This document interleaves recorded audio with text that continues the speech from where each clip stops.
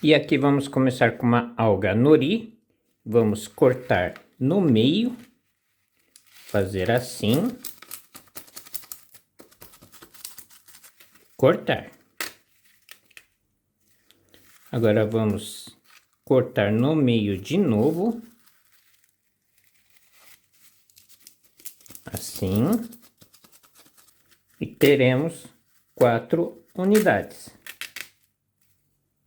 Utilizarei somente um por enquanto e vamos deixar essa parte que brilha sempre para fora.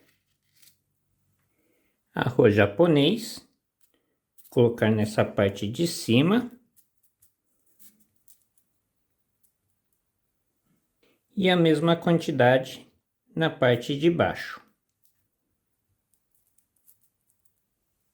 Colocar alguns grãos aqui na pontinha e um pouquinho nessa outra ponta.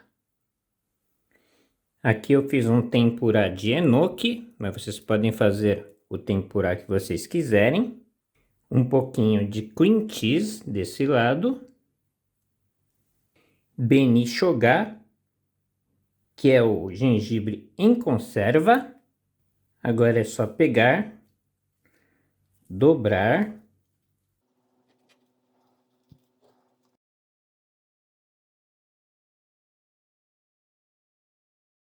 Só apertar e assim teremos o mini onigiri. Um onigiri super fácil para você fazer em casa.